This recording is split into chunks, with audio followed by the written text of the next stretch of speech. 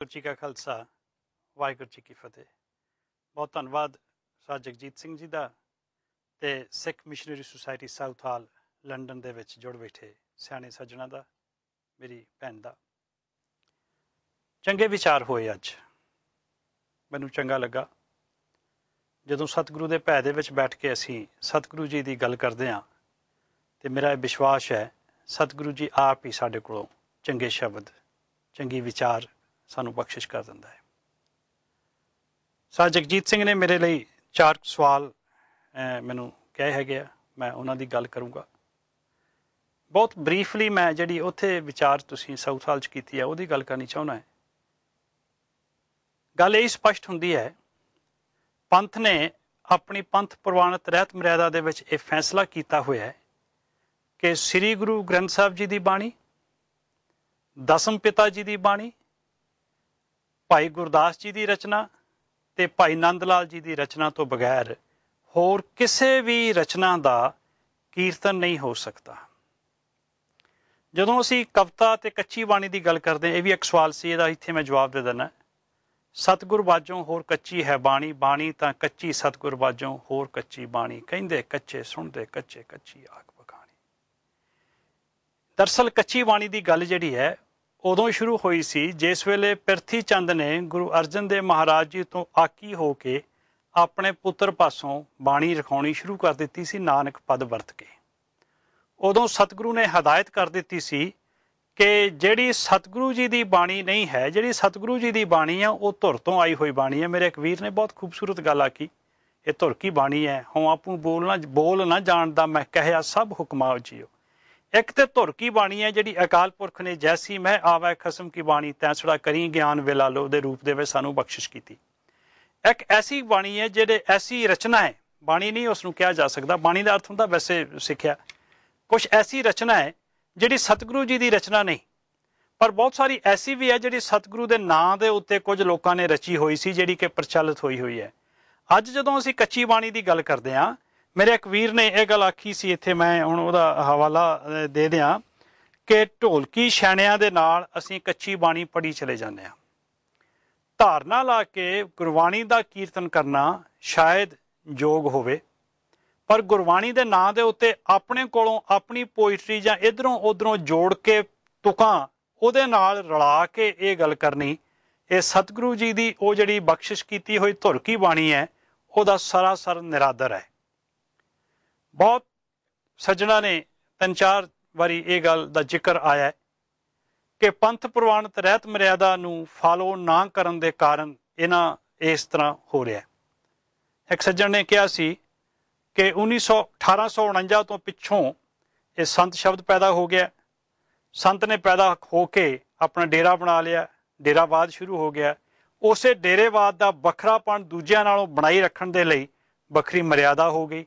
वो वखरी मर्यादा दे विच ही वखरे वखरे तरीकों के नाल कीर्तन के नां दे उत्ते चुमटे खड़का के, ढोलकियां खड़का के, छैने खड़का के बहुत कुछ ऐसा गुरु की बाणी के नां दे उत्ते गाउण दा उपराला किया गया जिहड़ी कि गुरु की बाणी है नहीं सी।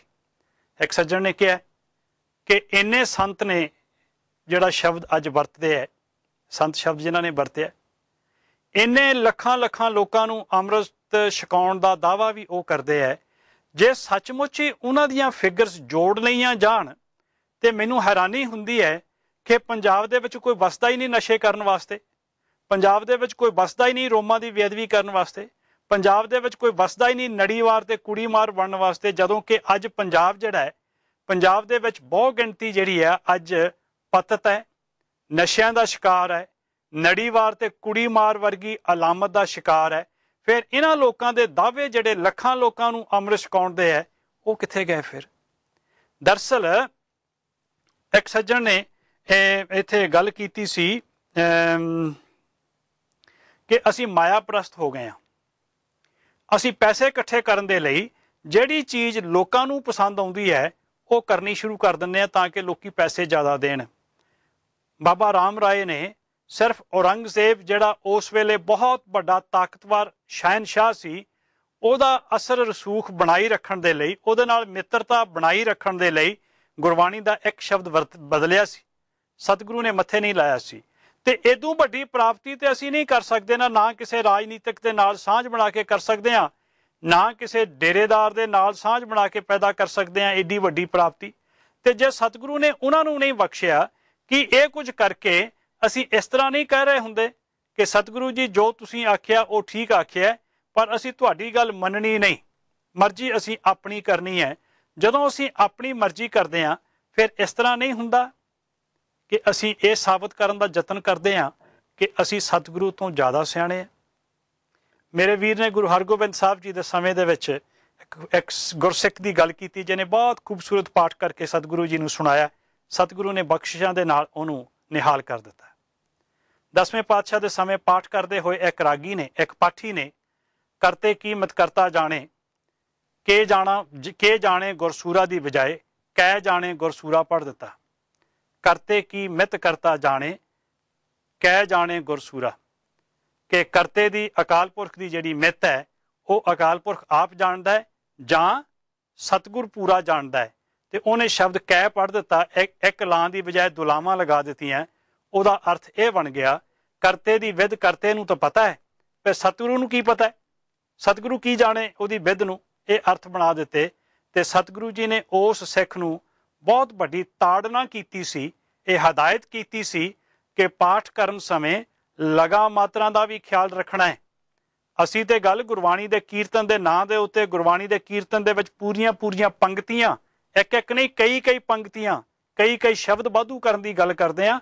ਸਤਿਗੁਰੂ ਨੇ ਇੱਕ ਲਾਂ ਨੂੰ ਦੁਲਾਂ ਦੇ ਰੂਪ ਦੇ ਵਿੱਚ ਉਚਾਰਨ ਕਰਨ ਨੂੰ ਬਖਸ਼ਿਆ ਨਹੀਂ ਸੀ, ਉਸ ਨੂੰ ਸਜ਼ਾ ਦਿੱਤੀ ਸੀ ਔਰ ਬਾਕੀ ਸਿੱਖਾਂ ਨੂੰ ਤਾੜਨਾ ਕੀਤੀ ਸੀ ਕਿ ਇਸ ਦੇ ਵਿੱਚ ਕੋਈ ਵੀ ਅਦਲਾ ਬਦਲੀ ਕਰਨ ਦਾ ਅਧਿਕਾਰ ਸਾਨੂੰ ਨਹੀਂ। ਇੱਕ ਸੱਜਣ ਨੇ ਆਖਿਆ, ਸਾਨੂੰ ਆਪ ਉਪਰਾਲਾ ਕਰਕੇ ਗੁਰਬਾਣੀ ਦਾ ਸ਼ੁੱਧ ਉਚਾਰਨ ਸਿੱਖਣਾ ਚਾਹੀਦਾ ਹੈ। ਬਹੁਤ ਖੂਬਸੂਰਤ ਗੱਲ ਹੈ ਇਹ ਠੀਕ ਹੈ ਗੱਲ। ਗੁਰਬਾਣੀ ਸਾਡੇ ਵਾਸਤੇ ਹੈ, ਕਿਸੇ ਹੋਰ ਵਾਸਤੇ ਨਹੀਂ, ਕਿਉਂਕਿ ਉਹ ਸਾਡੇ ਵਾਸਤੇ ਹੈ, ਸਾਡੇ ਭਲੇ ਵਾਸਤੇ ਹੈ, ਸਾਡੀਆਂ ਵਿਕਾਰਾਂ ਦਾ ਖਾਤਮਾ ਕਰਕੇ ਆਨੰਦਮਈ ਜੀਵਨ ਦੇਣ ਵਾਸਤੇ ਹੈ। ਇਸ ਕਰਕੇ ਸਾਨੂੰ ਉਦਮ ਕਰਕੇ ਸ਼ੁੱਧ ਗੁਰਬਾਣੀ ਦਾ ਪਾਠ, ਗੁਰਬਾਣੀ ਦੇ ਅਰਥ ਸਿੱਖਣ ਦੀ ਜ਼ਰੂਰਤ ਹੈ। ਡਿਠਾ ਮੁਕਤ ਨਾ ਹੋਵੇ ਜਿਸ ਚਿਰ ਸ਼ਬਦ ਨਾ ਕਰੇ ਵਿਚਾਰ। ਇੱਕ ਸੱਜਣ ਜੀ ਨੇ ਆਖਿਆ ਸੀ, ਕਿਹੜੇ ਸਤਿਕਾਰ ਦੀ ਗੱਲ ਕਰਦੇ ਹਾਂ, ਸ਼ੁੱਧ ਪਾਠ ਦੀ ਸਤਿਕਾਰ ਦੀ ਗੱਲ ਕਰਦੇ ਹਾਂ ਕਿ ਦੂਜੇ ਸਤਿਕਾਰ ਦੀ ਗੱਲ ਕਰਦੇ ਹਾਂ। ਮੈਂ ਬੇਨਤੀ ਕਰਦੇ ਹਾਂ, ਸਤਿਗੁਰੂ ਜੀ ਦਾ ਰੁਮਾਲਿਆਂ ਦੇ ਨਾਲ, ਫੁੱਲਾਂ ਦੇ ਨਾਲ, ਬਾਕੀ ਦੇ ਤਖਤਾਂ ਦੇ ਨਾਲ, ਚੰਦੋਇਆਂ ਦੇ ਨਾਲ, ਚੌਰਾਂ ਦੇ ਨਾਲ ਅਸੀਂ ਬਹੁਤ ਖੂਬਸੂਰਤ ਸਤਿਕਾਰ ਕਰਦੇ ਹਾਂ, ਬਹੁਤ ਸੋਹਣੇ ਕੁਛ ਕਰਦੇ ਹਾਂ। ਇਹ ਕਰਨਾ ਵੀ ਲਾਜ਼ਮੀ ਹੈ, ਪਰ ਉਸ ਦੀ ਜਿਹੜੀ ਬਾਣੀ ਦਾ ਉਚਾਰਨ ਤੇ ਉਹਦੀ ਵਿਚਾਰ ਹੈ ਜਿਹੜੀ, ਜਦ ਤੱਕ ਉਹ ਨਹੀਂ ਕਰਾਂਗੇ, ਸਤਿਗੁਰੂ ਤੇ ਕਹਿ ਦਿੱਤਾ ਡਿਠਾ ਮੁਕਤ ਨਾ ਹੋਵੇ ਜਿਸ ਚਿਰ ਸ਼ਬਦ ਨਾ ਕਰੇ ਵਿਚਾਰ। ਜਦੋਂ ਤੱਕ ਵਿਚਾਰ ਨਹੀਂ ਕਰਾਂਗੇ ਸਾਡੀ ਮੁਕਤੀ ਹੋ ਨਹੀਂ ਸਕਣੀ। ਮੈਂ ਇੱਕ ਆਪ ਜੀ ਦੀ ਕੀਤੀ ਜਿਹੜੀ ਵਿਚਾਰ ਹੈ ਉਹਦਾ ਤੱਤ ਇਹ ਕੱਢਦਾ ਕਿ ਇਹ ਜਿਹੜੇ ਲੋਕ ਗੁਰਬਾਣੀ ਦੇ ਨਾਂ ਦੇ ਉੱਤੇ ਕੱਚੀ ਬਾਣੀ ਜਾਂ ਆਪਣੀਆਂ ਜੋੜੀਆਂ ਹੋਈਆਂ ਧਾਰਨਾਵਾਂ ਲਾ ਕੇ ਕੀਰਤਨ ਕਰਦੇ ਹੈ, ਇਹ ਸਤਿਗੁਰੂ ਜੀ ਦੀ ਬਖਸ਼ਿਸ਼ ਕੀਤੀ ਹੋਈ ਗੁਰਬਾਣੀ ਦਾ ਨਿਰਾਦਰ ਕਰਦੇ ਹੈ। ਇਹਨਾਂ ਨੂੰ ਇਸ ਤਰੀਕੇ ਨਾਲ ਨਹੀਂ ਕਰਨਾ ਚਾਹੀਦਾ। ਗੁਰੂ ਖਾਲਸਾ ਪੰਥ ਨੂੰ ਚਾਹੀਦਾ ਹੈ ਜਦੋਂ ਕੋਈ ਐਸਾ ਸੱਜਣ ਇਸ ਤਰੀਕੇ ਨਾਲ ਕਰੇ ਉਹਨੂੰ ਸਤਿਕਾਰ ਦੇ ਨਾਲ ਰੋਕ ਦੇਣਾ ਚਾਹੀਦਾ ਹੈ। ਸਾਡਾ ਇੱਥੇ ਮਤਲਬ ਕਿਸੇ ਦੀਆਂ ਭਾਵਨਾਵਾਂ ਨੂੰ ਠੇਸ ਪਹੁੰਚਾਉਣਾ ਨਹੀਂ, ਪਰ ਉਹਨਾਂ ਨੂੰ ਇਸ ਗੱਲ ਤੋਂ ਆਗਾਹ ਕਰਨਾ ਵੀ ਹੈ, ਸਾਵਧਾਨ ਕਰਨਾ ਵੀ ਸਾਡਾ ਫਰਜ਼ ਹੈ ਕਿ ਹੇ ਭਾਈ, ਸ਼ਾਇਦ ਸ਼ਰਧਾ ਵਾਸੀ ਤੁਸੀਂ ਜੋ ਕੁਝ ਕਰ ਰਹੇ ਹੋ ਉਹ ਕਰ ਰਹੇ ਹੋ ਜੋ ਕਰਨ ਤੋਂ ਸਤਿਗੁਰੂ ਜੀ ਨੇ ਸਾਨੂੰ ਵਰਜਿਆ ਹੋਇਆ, ਸਾਨੂੰ ਇਹ ਨਹੀਂ ਕਰਨਾ ਚਾਹੀਦਾ। ਮੇਰੇ ਲਈ ਸਵਾਲ ਸੀ ਕਵਿਤਾ ਤੇ ਕੱਚੀ ਬਾਣੀ, ਕਿਉਂਕਿ ਮੈਂ ਸ਼ਬਦ ਕਵਿਤਾ ਵਰਤਿਆ ਸੀ। ਕਵਿਤਾ ਹੀ ਕੱਚੀ ਬਾਣੀ ਹੈ, ਉਹ ਬਾਣੀ ਜਿਹੜੀ ਸਤਿਗੁਰੂ ਦੀ ਉਚਾਰਨ ਕੀਤੀ ਨਹੀਂ ਹੈ ਉਹ ਕੱਚੀ ਹੈ। ਤੇ ਸਤਿਗੁਰੂ ਨੇ ਹੁਕਮ ਕਰ ਦਿੱਤਾ ਹੈ, ਪੜ੍ਹਦੇ ਕੱਚੇ, ਸੁਣਦੇ ਕੱਚੇ, ਕੱਚੀ ਆਂਖ ਬਖਾਣੀ। ਜਿਹੜੇ ਪੜ੍ਹਨ ਵਾਲੇ ਉਹ ਵੀ ਕੱਚੇ, ਸੁਣਨ ਵਾਲੇ ਵੀ ਕੱਚੇ, ਉਹਦੇ ਵਿਆਖਿਆਨ ਕਰਨ ਵਾਲੇ ਵੀ ਕੱਚੇ। ਤੇ ਅਸੀਂ ਇਸ ਸੰਸਾਰ ਦੇ ਵਿੱਚ ਕੱਚੇ ਨਹੀਂ ਬਣਨਾ, ਪੱਕੇ ਬਣਨਾ ਹੈ। ਦੂਸਰਾ ਸਵਾਲ ਸੀ ਸਹਿਜਧਾਰੀ ਸ਼ਬਦ। ਸ਼ਾਇਦ ਇੱਕ ਸੱਜਣ ਨੇ ਇਹ ਗੱਲਬਾਤ ਦੇ ਵਿੱਚ ਇਹ ਸ਼ਬਦ ਵਰਤਿਆ ਸੀ ਕਿ ਸਹਿਜਧਾਰੀਆਂ ਨੂੰ ਖੁਸ਼ ਕਰਨ ਵਾਸਤੇ ਕਈ ਗੱਲਾਂ ਅਸੀਂ ਇੱਧਰੋਂ ਉੱਧਰੋਂ ਕਰ ਦਿੰਦੇ ਹਾਂ। ਸਹਿਜਧਾਰੀ ਸ਼ਬਦ ਦੇ ਲਫ਼ਜ਼ੀ ਅਰਥ ਹੈ ਸਹਿਜ ਧਾਰੀ, ਉਹ ਸ਼ਖਸ, ਉਹ ਪ੍ਰਾਣੀ, ਵੀਰ ਜਾਂ ਭੈਣ ਜਿਹੜਾ ਸਹਿਜੇ ਗੁਰਮਤ ਨੂੰ ਧਾਰਨ ਕਰ ਰਿਹਾ। ਅੱਜ ਅਸੀਂ ਭੁਲੇਖੇ ਵਸ ਉਹਨਾਂ ਲੋਕਾਂ ਨੂੰ ਸਹਿਜਧਾਰੀ ਕਹੀ ਜਾਂਦੇ ਆ ਜਿਹੜੇ ਸਹਿਜੇ ਸਿੱਖ ਧਰਮ ਨੂੰ ਛੱਡ ਰਹੇ ਆ। ਇਹਨਾਂ ਲੋਕਾਂ ਨੂੰ ਤਾਂ ਸਹਿਜ ਛੱਡੂ ਕਿਹਾ ਜਾਣਾ ਚਾਹੀਦਾ ਹੈ, ਸਹਿਜਧਾਰੀ ਨਹੀਂ ਕਿਹਾ ਜਾ ਸਕਦਾ। ਗੁਰਮਤ ਦੇ ਵਿੱਚ ਸਹਿਜਧਾਰੀ ਸ਼ਬਦ ਜਿਹੜਾ ਇਹ ਅੱਜ ਦੇ ਸਮੇਂ ਦੇ ਵਿੱਚ ਇਹਦੀ ਕੋਈ ਵੀ ਸਿਗਨੀਫਿਕੈਂਸ ਨਹੀਂ ਹੈ, ਇਹਦੀ ਕੋਈ ਇੰਪੋਰਟੈਂਸ ਨਹੀਂ ਹੈ। ਸਹਿਜਧਾਰੀ ਸ਼ਬਦ ਅੱਜ ਦੀ ਸਿੱਖ ਪਰਿਭਾਸ਼ਾ ਦੇ ਵਿੱਚ ਬਿਲਕੁਲ ਨਹੀਂ ਹੈ। ਕਿਸੇ ਸਮੇਂ ਇਹ ਸ਼ਬਦ ਬਣਿਆ ਸੀ ਜਦੋਂ ਸਿੰਘ ਜੰਗਲਾਂ ਪਹਾੜਾਂ ਰਾਜਸਥਾਨ ਦੇ ਮਾਰੂਥਲਾਂ ਵਿੱਚ ਰਹਿੰਦੇ ਸਨ, ਜਦੋਂ ਸਾਬਤ ਸੂਰਤ ਰਹਿਣ ਦਾ ਇਨਾਮ ਦੇ ਲਈ 80-80 ਰੁਪਏ ਦਾ ਮੁੱਲ ਸਿਰਾਂ ਦਾ ਪੈ ਜਾਂਦਾ ਸੀ। ਉਸ ਵੇਲੇ ਘਰਾਂ ਦੇ ਵਿੱਚ ਕੰਮ ਕਰਨ ਵਾਲੇ ਲੋਕ ਗੁਰਬਾਣੀ ਵਿੱਚ ਵਿਸ਼ਵਾਸ ਤੇ ਰੱਖਦੇ ਸਨ, ਖੰਡੇ ਦੀ ਪੌਲ ਨਹੀਂ ਛਕਦੇ ਸਨ। ਜਦੋਂ ਪੰਥ ਨੂੰ, ਕੌਮ ਨੂੰ ਲੋੜ ਪੈਂਦੀ ਸੀ ਤੇ ਉਹ ਹੀ ਲੋਕ ਆਪਣੇ ਘਰਾਂ ਦੇ ਵਿੱਚੋਂ ਆਪਣੇ ਹਲ ਖੜੇ ਕਰਕੇ ਕਿਰਪਾਨਾਂ ਹੱਥਾਂ ਵਿੱਚ ਲੈ ਕੇ ਪੌਲ ਛਕ ਕੇ ਤਿਆਰ ਹੋ ਕੇ ਮੈਦਾਨੇ ਜੰਗ ਦੇ ਵਿੱਚ ਆ ਜੂਝਦੇ ਸਨ। ਉਹਨਾਂ ਲੋਕਾਂ ਪ੍ਰਤੀ ਇਹ ਸ਼ਬਦ ਸਹਿਜਧਾਰੀ ਬਣਿਆ ਸੀ ਕਿ ਉਹ ਸਹਿਜੇ ਧਾਰਨ ਕਰਦੇ ਹਨ। ਜਿਨ੍ਹਾਂ ਲੋਕਾਂ ਨੂੰ ਅੱਜ ਅਸੀਂ ਸਹਿਜਧਾਰੀ ਕਹਿੰਦੇ ਹਾਂ, ਜਾਂ ਜਿਹੜੇ ਲੋਕ ਅੱਜ ਇਹ ਕਲੇਮ ਕਰਦੇ ਆ ਕਿ ਉਹ ਸਹਿਜਧਾਰੀ ਹੈ, ਦਰਅਸਲ ਉਹ ਸਹਿਜਧਾਰੀ ਹੈ ਨਹੀਂ, ਉਹ ਸਹਿਜ ਛੱਡੂ ਹੈ।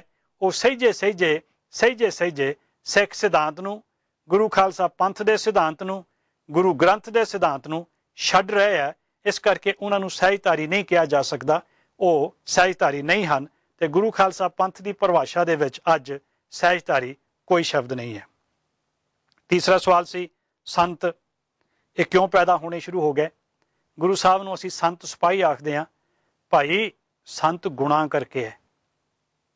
ਗੁਰਬਾਣੀ ਨੇ ਉਹਨਾਂ ਸਾਰੇ ਸੱਜਣਾਂ ਨੂੰ ਸੰਤ ਆਖਿਆ ਹੈ ਜਿਹੜੇ ਸਤ ਸੰਗਤ ਵਿੱਚ ਬੈਠ ਕੇ ਗੁਰੂ ਦੀ ਵਡਿਆਈ ਸੁਣਦੇ ਹੈ, ਅਕਾਲ ਪੁਰਖ ਦੀ ਉਸਤਤ ਕਰਦੇ ਹੈ, ਗੁਰੂ ਦੇ ਗੁਣ ਗਾਉਂਦੇ ਆ, ਪ੍ਰਮਾਤਮਾ ਦੇ ਗੁਣ ਗਾਉਂਦੇ ਆ, ਉਹ ਸਾਰੇ ਹੀ ਸੰਤ ਹੈ। ਸਾਧੋ ਮਨ ਕਾ ਮਾਨ ਤਿਆਗੋ, ਗੁਰੂ ਤੇਗ ਬਹਾਦਰ ਮਹਾਰਾਜ ਜੀ ਦਾ ਵਿਚਾਰ ਸ਼ਬਦ ਹੈ, ਬਹੁਤ ਖੂਬਸੂਰਤ ਗੁਰੂ ਗ੍ਰੰਥ ਸਾਹਿਬ ਵਿੱਚ। ਸਾਧੋ ਮਨ ਕਾ ਮਾਨ ਤਿਆਗੋ। ਇੱਕ ਪਾਸੇ ਸੰਤ ਦੀ ਪਰਿਭਾਸ਼ਾ ਸੁਖਮਨੀ ਸਾਹਿਬ ਦੇ ਵਿੱਚ ਗੁਰੂ ਸਾਹਿਬ ਨੇ, ਧੰਨ ਗੁਰੂ ਅਰਜਨ ਦੇਵ ਜੀ ਨੇ ਦਿੱਤੀ ਹੈ। ਸੰਤ ਉਹ ਹੈ ਜਿਹਦੇ ਵਿੱਚ ਤੇ ਗੁਰੂ ਦੇ ਵਿੱਚ ਤੇ ਅਕਾਲ ਪੁਰਖ ਦੇ ਵਿੱਚ ਕੋਈ ਭਿੰਨ ਨਹੀਂ। ਗੁਰੂ ਗ੍ਰੰਥ ਸਾਹਿਬ ਦੇ ਵਿੱਚ ਦੋ ਤਰੀਕਿਆਂ ਦਾ ਸੰਤ ਆਇਆ। ਜਿੱਥੇ ਸੰਤ ਇੱਕ ਵਚਨ ਆਇਆ, ਸਿੰਗੂਲਰ ਆਇਆ, ਉਹ ਜਾਂ ਤੇ ਗੁਰੂ ਜੀ ਵਾਸਤੇ ਆਇਆ ਤੇ ਜਾਂ ਅਕਾਲ ਪੁਰਖ ਵਾਸਤੇ ਆਇਆ। ਜਿੱਥੇ ਸੰਤ ਪਲੂਰਲ ਆਇਆ, ਬਹੁ ਵਚਨ ਦੇ ਰੂਪ ਦੇ ਵਿੱਚ ਆਇਆ, ਉਹ ਸ਼ਬਦ ਸਤ ਸੰਗੀਆਂ ਵਾਸਤੇ ਆਇਆ। ਜਿਨ੍ਹਾਂ ਲੋਕਾਂ ਨੇ ਅੱਜ ਆਪਣੇ ਆਪਣੇ ਬੋਰਡ ਦੇ ਉੱਤੇ ਸੰਤ ਸ਼ਬਦ ਲਿਖਿਆ ਹੈ, ਉਹਨਾਂ ਨੂੰ ਗੁਰਬਾਣੀ ਨੇ ਪ੍ਰਵਾਨ ਨਹੀਂ ਕੀਤਾ। ਮੈਂ ਪਿਛਲੇ ਦਿਨਾਂ ਦੇ ਵਿੱਚ ਘੋਖ ਕਰ ਰਿਹਾ ਸੀ, ਸਤਿਗੁਰੂ ਜੀ ਆਪਣੇ ਜੀਵਨ ਕਾਲ ਦੇ ਵਿੱਚ ਜਦੋਂ ਕਿਸੇ ਨੂੰ ਬਹੁਤ ਵੱਡਾ ਦੇਣਾ ਹੁੰਦਾ ਸੀ ਨਾ, ਬਹੁਤ ਵੱਡਾ ਖਿਤਾਬ ਦੇਣਾ ਹੁੰਦਾ ਸੀ, ਤੇ ਉਹਨੂੰ ਖਿਤਾਬ ਦਿੰਦੇ ਸੀ ਭਾਈ ਦਾ। ਸਾਰੀ ਉਮਰ ਗੁਰੂ ਨਾਨਕ ਦੇ ਨਾਲ ਜੰਗਲਾਂ ਵੇਲਿਆਂ ਦੇ ਵਿੱਚ ਨਾਲ ਰਵਾਬ ਲੈ ਕੇ ਸਫ਼ਰ ਕਰਨ ਵਾਲਾ ਮਰਦਾਨਾ, ਅੰਤ ਨੂੰ ਭਾਈ ਮਰਦਾਨਾ ਜੀ ਹੋ ਗਏ। ਏਡਾ ਵੱਡਾ ਗੁਰਬਾਣੀ ਵਿਆਕਰਨ ਦਾ ਵਿਦਵਾਨ, ਏਡੇ ਵੱਡੇ ਸਕਾਲਰ, ਗੁਰੂ ਗ੍ਰੰਥ ਸਾਹਿਬ ਜੀ ਨੂੰ ਆਪ ਲਿਖਣ ਵਾਲੇ ਗੁਰੂ ਅਰਜਨ ਦੇਵ ਮਹਾਰਾਜ ਜੀ ਦੀ ਦੇਖ ਰੇਖ ਹੇਠ ਭਾਈ ਗੁਰਦਾਸ ਜੀ, ਏਡੇ ਵੱਡੇ ਵਿਦਵਾਨ ਹੋ ਕੇ ਉਹ ਭਾਈ ਗੁਰਦਾਸ ਜੀ ਹੋ ਗਏ। ਇਸ ਤਰ੍ਹਾਂ ਹੋਰ ਵੀ ਬਹੁਤ ਸਾਰੀਆਂ ਉਦਾਹਰਨਾਂ ਹੈ। ਗੁਰਦੁਆਰਾ ਐਕਟ 1925 ਬਣਨ ਤੋਂ ਬਾਅਦ ਅਕਾਲ ਤਖਤ ਸਾਹਿਬ ਤੋਂ ਜੇ ਕਿਸੇ ਨੂੰ ਕੋਈ ਸਨਮਾਨ ਦਿੱਤਾ ਜਾਂਦਾ ਹੈ, ਕੋਈ ਅਹੁਦਾ ਦਿੱਤਾ ਜਾਂਦਾ ਹੈ, ਉਹ ਭਾਈ ਦਾ ਅਹੁਦਾ ਦਿੱਤਾ ਜਾਂਦਾ ਹੈ। ਤੇ ਉਹ ਹਰ ਕਿਸੇ ਨੂੰ ਨਹੀਂ ਮਿਲਦਾ, ਐਵੇਂ ਭੁਲੇਖਾ ਰਹਿ ਜਾਏ। ਉਹ ਅਹੁਦਾ ਮਿਲਦਾ ਹੈ ਭਾਈ ਸਾਹਿਬ ਭਾਈ ਰਣਧੀਰ ਸਿੰਘ ਵਰਗਿਆਂ ਨੂੰ, ਜਿਹੜੇ ਨਾਮ ਬਾਣੀ ਦੇ ਇੰਨੇ ਰਸੀਏ ਸਨ। ਭਾਈ ਰਣਧੀਰ ਸਿੰਘ ਜੀ ਨੂੰ ਅਕਾਲ ਤਖਤ ਸਾਹਿਬ ਤੋਂ ਭਾਈ ਸਾਹਿਬ ਦਾ ਖਿਤਾਬ ਦਿੱਤਾ ਹੋਇਆ ਸੀ। ਇਸ ਤਰ੍ਹਾਂ 94 ਲੋਕਾਂ ਨੂੰ ਅਕਾਲ ਤਖਤ ਸਾਹਿਬ ਵੱਲੋਂ ਭਾਈ ਸਾਹਿਬ ਦਾ ਖਿਤਾਬ ਦਿੱਤਾ ਗਿਆ। ਕੁਝ ਇੱਕ ਲੋਕਾਂ ਨੂੰ ਸਿੰਘ ਸਾਹਿਬ ਦਾ ਖਿਤਾਬ ਅਕਾਲ ਤਖਤ ਵੱਲੋਂ ਦਿੱਤਾ ਗਿਆ, ਜਿਨ੍ਹਾਂ ਨੇ ਪੰਥਕ ਸਫਾ ਦੇ ਵਿੱਚ ਬਹੁਤ ਵੱਡੀ ਸੇਵਾ ਕੀਤੀ ਹੈ। 2-3 ਸੱਜਣਾਂ ਨੂੰ ਪੰਥ ਰਤਨ ਦਾ ਖਿਤਾਬ ਦਿੱਤਾ ਗਿਆ, ਜਿਨ੍ਹਾਂ ਨੇ ਪੰਥ ਦੇ ਲਈ ਬਹੁਤ ਵੱਡੀ ਸੇਵਾ ਕੀਤੀ ਹੈ। ਸ੍ਰੀ ਗੁਰੂ ਨਾਨਕ ਦੇਵ ਜੀ ਦੇ ਪ੍ਰਕਾਸ਼ ਤੋਂ ਲੈ ਕੇ ਅੱਜ ਤੱਕ ਕਿਸੇ ਵੀ ਇਤਿਹਾਸ ਦੇ ਪੰਨੇ ਉੱਤੇ ਨਾ ਤਾਂ ਗੁਰੂ ਖਾਲਸਾ ਪੰਥ ਨੇ, ਨਾ ਹੀ ਗੁਰੂ ਕਾਲ ਦੇ ਵਿੱਚ ਕਦੇ ਵੀ ਕਿਸੇ ਸੱਜਣ ਨੂੰ ਸੰਤ ਦੀ ਉਪਾਧੀ ਦਿੱਤੀ ਹੈ, ਸੰਤ ਦਾ ਅਵਾਰਡ ਦਿੱਤਾ ਹੈ, ਸੰਤ ਦੀ ਪਦਵੀ ਦਿੱਤੀ ਹੈ। ਕਿਉਂਕਿ ਗੁਰੂ ਗ੍ਰੰਥ ਸਾਹਿਬ ਜੀ ਦੀ ਸੋਚ ਦੇ ਮੁਤਾਬਕ ਸੰਤ ਸਿਰਫ ਗੁਰੂ ਹੈ, ਅਕਾਲ ਪੁਰਖ ਹੈ। ਜਦੋਂ ਸੰਤ ਬਹੁ ਵਚਨ ਦੇ ਵਿੱਚ ਹੈ, ਫਿਰ ਅਸੀਂ ਲੋਕ ਜਦੋਂ ਸੰਗਤ ਰੂਪ ਦੇ ਵਿੱਚ ਜੁੜ ਕੇ ਬੈਠਦੇ ਹਾਂ, ਫਿਰ ਅਸੀਂ ਸਾਧ ਬਣ ਜਾਂਦੇ ਹਾਂ। ਸਾਧੋ ਮਨ ਕਾ ਮਾਨ ਤਿਆਗੋ। ਹੇ ਸਾਧੋ, ਆਪਣੇ ਮਨ ਦਾ ਮਾਣ ਜਿਹੜਾ ਹੈ, ਹੰਕਾਰ ਆ, ਉਹ ਖਤਮ ਕਰ ਦਿਓ। ਇਸ ਕਰਕੇ ਬਹੁਤ ਵਾਰੀ ਅਸੀਂ ਅਣਜਾਣੇ ਦੇ ਵਿੱਚ ਹੀ ਐਸੀਆਂ ਗੱਲਾਂ ਪ੍ਰਵਾਨਿਤ ਕਰਕੇ ਤੁਰ ਪੈਂਦੇ ਹਾਂ ਜਿਨ੍ਹਾਂ ਦਾ ਸਿੱਖ ਸਿਧਾਂਤ ਦੇ ਨਾਲ ਕੋਈ ਮਤਲਬ ਨਹੀਂ ਹੁੰਦਾ। ਆਖਰੀ ਸਵਾਲ ਕੀਤਾ ਸੀ ਜਗਜੀਤ ਸਿੰਘ ਹੋਰਾਂ, ਮਿੱਟੀ ਮੁਸਲਮਾਨ ਕੀ ਪੈੜੇ ਪਈ ਘੁਮਿਆਰ, ਇਸ ਦੇ ਲਫ਼ਜ਼ੀ ਅਰਥ ਕਰ ਦਿੱਤੇ ਜਾਣ। ਇਸਲਾਮ ਦਾ ਇਹ ਵਿਸ਼ਵਾਸ ਹੈ, ਮੁਸਲਮਾਨ ਇਹ ਸਮਝਦਾ ਹੈ ਕਿ ਮਰਨ ਤੋਂ ਬਾਅਦ ਜੇ ਜੀਵ ਨੂੰ ਸਾੜ ਦਿੱਤਾ ਜਾਏ ਤਾਂ ਉਹ ਦੋਜ਼ਖ ਦੀ ਅੱਗ ਵਿੱਚ ਸੜਦਾ ਹੈ। ਇਸੇ ਕਰਕੇ ਮਰੇ ਹੋਏ ਜੀਵ ਨੂੰ ਦੱਬਣਾ ਜ਼ਰੂਰੀ ਹੈ। ਜਿਹੜੇ ਸਾੜਨ ਵਾਲੇ ਲੋਕ ਸੀ ਉਹਨਾਂ ਨੂੰ ਉਹ ਮਜ਼ਾਕ ਕਰਦੇ ਸਨ, ਨਫ਼ਰਤ ਦੀ ਨਿਗਾਹ ਨਾਲ ਵੇਖਦੇ ਸਨ। ਤੇ ਕਬਰਾਂ ਆਮ ਤੌਰ ਤੇ ਬਹੁਤ ਚੀਕਣੀ ਮਿੱਟੀ ਜਿੱਥੇ ਪਿੰਡਾਂ 'ਚ ਹੁੰਦੀ ਸੀ ਉੱਥੇ ਬਣਾਈਆਂ ਜਾਂਦੀਆਂ ਸਨ। ਤੇ ਸਤਿਗੁਰੂ ਜੀ ਉਦਾਹਰਣ ਦਿੰਦੇ ਹੈ ਕਿ ਕੁਮਹਾਰ ਆਪਣੇ ਇੱਟਾਂ ਬਣਾਉਣ ਦੇ ਲਈ, ਭਾਂਡੇ ਬਣਾਉਣ ਦੇ ਲਈ ਜਿਹੜੀ ਪਿੰਡ ਵਿੱਚ ਸਭ ਤੋਂ ਚੀਕਣੀ ਮਿੱਟੀ ਹੁੰਦੀ ਹੈ ਉੱਥੋਂ ਮਿੱਟੀ ਲੈ ਕੇ ਆ ਕੇ ਉਹ ਭਾਂਡੇ ਬਣਾਉਂਦਾ ਹੈ ਤੇ ਉਹਨਾਂ ਨੂੰ ਫਿਰ ਆਵੇ ਦੇ ਵਿੱਚ ਸੜਨਾ ਪੈਂਦਾ ਹੈ। ਤੇ ਇਸੇ ਕਰਕੇ ਉਹ ਜਿਹੜੀ ਮੁਸਲਮਾਨ ਨੂੰ ਦੱਬਣ ਤੋਂ ਬਾਅਦ ਜਿਹੜੀ ਮਿੱਟੀ ਹੁੰਦੀ ਹੈ ਉਹ ਕੁਮਹਾਰ ਦੇ ਆਵੇ ਵਿੱਚ ਆ ਕੇ ਸੜਦੀ ਹੈ ਤੇ ਮਿੱਟੀ ਤੋਂ ਉਹ ਵੀ ਸੜਦੀ ਹੈ। ਇਸ ਕਰਕੇ ਮਰਨ ਤੋਂ ਬਾਅਦ ਜੋ ਵੀ ਜੀਵ ਨਾਲ ਹੁੰਦਾ ਹੈ ਉਹਦੇ ਨਾਲ ਕੋਈ ਬਹੁਤਾ ਫਰਕ ਨਹੀਂ ਪੈਂਦਾ। ਅੱਜ ਦੀ ਇਹ ਵਿਚਾਰ ਇੱਥੇ ਹੀ ਸਮਾਪਤ ਸਾਨੂੰ ਕਰਨੀ ਪੈਣੀ ਹੈ, ਸਮਾਂ ਖਤਮ ਹੋਣ ਲੱਗਾ ਹੈ। ਮੈਂ ਆਪ ਜੀ ਨੂੰ ਸਾਰਿਆਂ ਨੂੰ ਬਹੁਤ ਸਤਿਕਾਰ ਨਾਲ ਇੱਕ ਬੇਨਤੀ ਕਰਦਿਆਂ, ਸਿੱਖ ਚੈਨਲ ਦਾ ਜਾਂ ਸਿੱਖ ਵਿਰਾਸਤ ਪ੍ਰੋਗਰਾਮ ਦਾ ਜਿਹੜਾ ਨਿਸ਼ਾਨਾ ਹੈ ਉਹ ਇਹ ਹੈ ਕਿ ਸਤਿਗੁਰੂ ਜੀ ਦੀ ਸਿੱਖਿਆ ਤੋਂ ਅਸੀਂ ਸੇਧ ਕਿਵੇਂ ਲੈਣੀ ਹੈ। ਇਹ ਨਿਸ਼ਾਨਾ ਬਿਲਕੁਲ ਨਹੀਂ ਹੈ ਕਿ ਕਿਸੇ ਦੂਸਰੇ ਨੂੰ ਨੀਵਾਂ ਵਿਖਾ ਕੇ ਅਸੀਂ ਆਪਣੇ ਆਪ ਨੂੰ ਉੱਚਾ ਸਾਬਤ ਕਰਨ ਦੀ ਕੋਸ਼ਿਸ਼ ਕਰਦੇ ਹਾਂ। ਐਸੀ ਕੋਈ ਭਾਵਨਾ ਨਹੀਂ। ਅਸੀਂ ਸਾਰੇ ਹੀ ਸਤਿਗੁਰੂ ਜੀ ਦੀ ਵਿਚਾਰ ਦੇ ਸੇਵਕ ਹੈ, ਸਤਿਗੁਰੂ ਜੀ ਦੀ ਵਿਚਾਰ ਦੇ ਸਟੂਡੈਂਟ ਹੈ, ਸਿੱਖ ਹੈ, ਵਿਦਿਆਰਥੀ ਹੈ। ਸਮਝਣ ਦਾ, ਜਾਣਨ ਦਾ ਯਤਨ ਕਰਦੇ ਹਾਂ। ਜਿਹੜੀ ਵੀ ਅਸੀਂ ਵਿਚਾਰ ਇੱਥੇ ਕਰਦੇ ਹਾਂ ਅਸੀਂ ਉਹ ਸੰਗਤਾਂ ਦੇ ਧਿਆਨਯੋਗ ਲੈ ਕੇ ਆਉਂਦੇ ਹਾਂ, ਫੈਸਲਾ ਨਹੀਂ ਦਿੰਦੇ। ਕੋਈ ਇਹ ਨਾ ਸਮਝੇ ਕਿ ਸ਼ਾਇਦ ਅਸੀਂ ਇੱਥੇ ਬੈਠ ਕੇ ਦੂਸਰੇ ਲੋਕਾਂ ਦੀ ਨਿੰਦਿਆ ਕਰਨ ਵਾਸਤੇ, ਉਹਨਾਂ ਨੂੰ ਮਾੜਾ ਮਾੜਾ ਦੱਸਣ ਵਾਸਤੇ ਇੱਥੇ ਬੈਠੇ ਹਾਂ। ਸਾਡਾ ਐਸਾ ਕੋਈ ਉਦੇਸ਼ ਨਹੀਂ ਹੈ। ਅਸੀਂ ਸ੍ਰੀ ਗੁਰੂ ਗ੍ਰੰਥ ਸਾਹਿਬ ਦੀ ਆਈ ਹੋਈ ਜਿਹੜੀ ਸੋਚ ਹੈ ਉਹਨੂੰ ਸੰਗਤਾਂ ਦੇ ਨਾਲ ਆਪਣੀ ਬੁੱਧ ਦੇ ਮੁਤਾਬਕ ਜਿੰਨੀ ਕੁ ਸਤਿਗੁਰੂ ਨੇ ਬਖਸ਼ਿਸ਼ ਕੀਤੀ ਹੈ ਉਹ ਕਰਨ ਦਾ ਯਤਨ ਕਰਦੇ ਹਾਂ। ਤੇ ਇਹ ਯਤਨ ਕਰਦਿਆਂ ਅਗਰ ਕਿਸੇ ਦਾ ਦਿਲ ਦੁੱਖ ਜਾਂਦਾ ਹੋਵੇ ਅਸੀਂ ਉਹਦੇ ਪਾਸੋਂ ਖਿਮਾ ਵੀ ਮੰਗਦੇ ਹਾਂ। ਪਰ ਇੱਕ ਗੱਲ ਯਾਦ ਰੱਖੀਏ, ਸਤਿਗੁਰੂ ਜੀ ਨੇ ਭੁੱਲ ਕਰਨ ਵਾਲੇ ਨੂੰ ਕਦੇ ਨਹੀਂ ਬਖਸ਼ਿਆ। ਐਸੀ ਭੁੱਲ ਜਿਹੜੀ ਸਿੱਖ ਸਿਧਾਂਤ ਨਾਲ ਹੋਵੇ, ਜਿਹੜੀ ਗੁਰਬਾਣੀ ਦੇ ਸਿਧਾਂਤ ਨਾਲ ਹੋਵੇ, ਚਾਹੇ ਉਹ ਸਤਿਗੁਰੂ ਦਾ ਆਪਣਾ ਭਰਾ ਹੋਵੇ ਜਾਂ ਉਹ ਸਤਿਗੁਰੂ ਦਾ ਆਪਣਾ ਪੁੱਤਰ ਹੋਵੇ। ਤੇ ਇੱਥੋਂ ਸਾਨੂੰ ਸੇਧ ਲੈ ਲੈਣੀ ਚਾਹੀਦੀ ਹੈ। ਜੇ ਗੁਰੂ ਗ੍ਰੰਥ ਸਾਹਿਬ ਦੀ ਸਿੱਖਿਆ ਦੇ ਮੁਤਾਬਕ ਆਪਣਾ ਜੀਵਨ ਨਾ ਜੀਵਿਆ, ਆਪਣੀਆਂ ਚੁਸਤੀਆਂ ਚਲਾਕੀਆਂ ਵਰਤ ਕੇ ਆਪਣੇ ਢੰਗ ਨਾਲ ਕਰ ਕਰਕੇ ਲੋਕਾਂ ਨੂੰ ਮੂਰਖ ਬਣਾਉਣ ਦਾ ਯਤਨ ਕੀਤਾ, ਹੋਰ ਤਾਂ ਸ਼ਾਇਦ ਕੁਝ ਹੋ ਜਾਵੇ। ਮਾਇਆ ਤਾਂ ਸ਼ਾਇਦ ਅਸੀਂ ਪ੍ਰਾਪਤ ਕਰ ਲਈਏ, ਕੁਝ ਲੋਕੀ ਸਾਨੂੰ ਮੱਥਾ ਵੀ ਸ਼ਾਇਦ ਟੇਕ ਲੈਣ, ਪਰ ਸਤਿਗੁਰੂ ਜੀ ਦੀ ਜਿਹੜੀ ਬਖਸ਼ਿਸ਼ ਹੈ ਉਹ ਪ੍ਰਾਪਤ ਨਹੀਂ ਕਰ ਸਕਾਂਗੇ। ਸਤਿਗੁਰੂ ਜੀ ਦੀ ਜਿਹੜੀ ਮਿਹਰ ਹੈ ਉਹ ਅਸੀਂ ਪ੍ਰਾਪਤ ਨਹੀਂ ਕਰ ਸਕਾਂਗੇ। ਅਸੀਂ ਸਤਿਗੁਰੂ ਜੀ ਦੀ ਮਿਹਰ ਦੇ ਪਾਤਰ ਬਣਨਾ ਹੈ। ਅੱਜ ਫਿਰ ਅਸੀਂ ਆਪ ਜੀ ਦੀਆਂ ਕਾਲਸ ਨਹੀਂ ਲੈ ਸਕੇ, ਪਰ ਸਿੱਖ ਵਿਰਾਸਤ ਪ੍ਰੋਗਰਾਮ ਵਾਸਤੇ ਈਮੇਲ ਆਪ ਜੀ ਲਈ ਸੈੱਟ ਕਰ ਦਿੱਤਾ ਹੈ। ਤੁਸਾਂ ਨੇ ਸਕਰੀਨ ਤੇ ਵੇਖ ਲਿਆ ਹੋਏਗਾ, virasat@sikhchannel.net। ਆਪ ਜੀ ਆਪਣੀ ਰਾਏ, ਆਪਣੇ ਸੁਝਾਅ, ਆਪਣੀ ਫੀਡਬੈਕ ਇੱਥੇ ਦੇ ਸਕਦੇ ਹੋ। ਅੱਜ ਸਮਾਂ ਸਮਾਪਤ ਹੈ।